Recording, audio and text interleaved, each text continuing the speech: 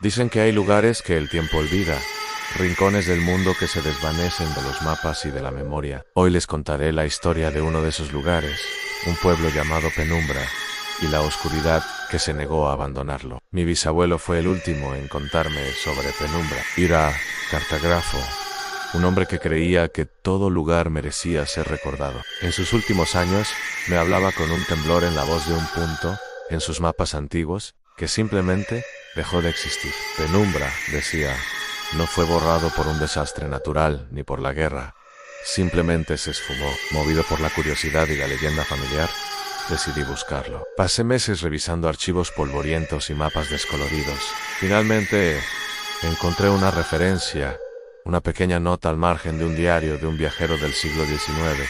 Pasé por Penumbra, un lugar donde las sombras tienen más peso que la luz. La gente no mira al cielo, mira al suelo, como si temieran lo que se proyecta sobre ello. Con esa pista, me adentré en los bosques más densos y olvidados del país. Después de días de búsqueda, cuando estaba a punto de rendirme, lo vi. Un sendero casi invisible, cubierto de musgo y hojas muertas. Lo seguí, el aire se volvió frío, pesado, y el silencio era tan profundo que podía oír los latidos de mi propio corazón.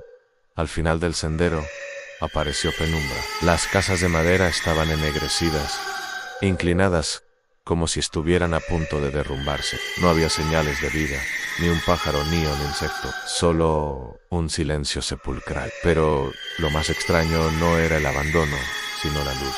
El sol brillaba en el cielo, pero en Penumbra todo estaba sumido en un crepúsculo perpetuo. Las sombras eran extrañamente largas y oscuras, más de lo que deberían. Entré en la primera casa. El polvo cubría cada superficie, pero todo estaba en su lugar. Una mesa puesta para la cena, platos con comida fosilizada, una cuna con una manta de blada. Parecía que los habitantes se habían evaporado en mitad de su rutina. Mientras exploraba, noté algo inquietante. No había ventanas en la parte trasera de ninguna casa. Todas las paredes que daban al centro del pueblo eran sólidas, sin una sola abertura. Caminé hacia la plaza central. Allí, la sensación de opresión se hizo insoportable. En el centro, en lugar de una fuente o una estatua, había un pozo áspero, sellado con una losa de piedra maciza grabada con extraños símbolos que no pude descifrar. La fuente de la extraña oscuridad parecía emanar de allí. Fue entonces cuando lo sentí, un movimiento en el rabillo del ojo. Me giré bruscamente en nada, solo las sombras inmóviles.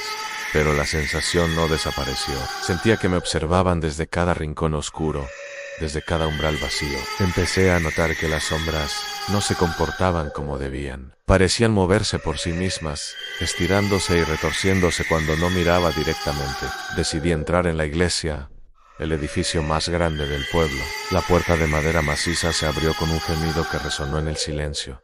Dentro, el aire era aún más frío. Los bancos estaban cubiertos de polvo y telaraña. En el altar, en lugar de una cruz, había un libro abierto.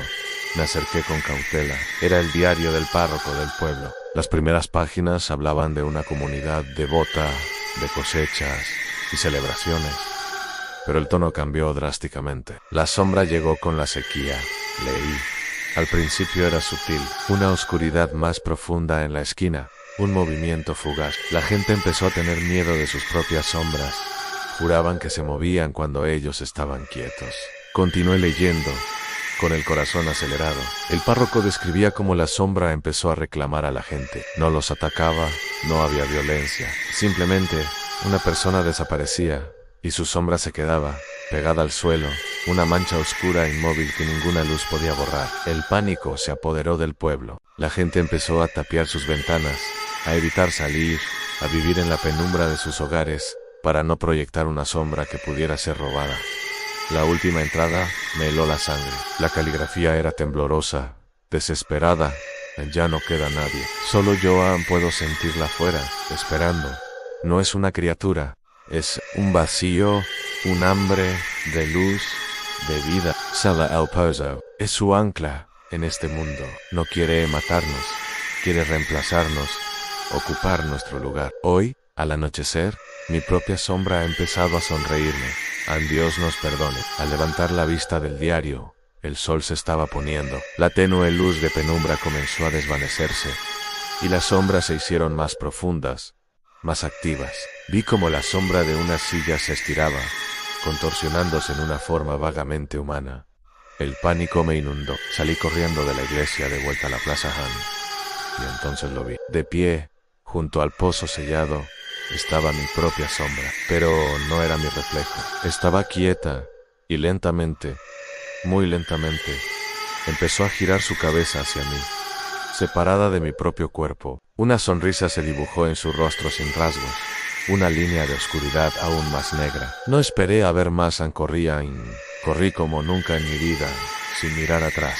Sentía el frío persiguiéndome, el susurro del vacío a mis espaldas. Tropecé, caí, me levanté y seguí corriendo, atravesando el bosque sin preocuparme por las ramas que me arañaban la cara. No paré hasta que la primera luz del amanecer real atravesó los árboles y el aire volvió a ser cálido. Nunca volví a penumbra. A veces, en días muy soleados, me parece ver que mi sombra se mueve de una forma extraña. Me doy la vuelta rápidamente, pero siempre está ahí, fiel a mis movimientos. Pero sé la verdad. Sé que una parte de esa oscuridad me siguió fuera del pueblo. Y a veces, por la noche, cuando la única luz es la de una lámpara, juro que por un instante veo a mi sombra sonreír.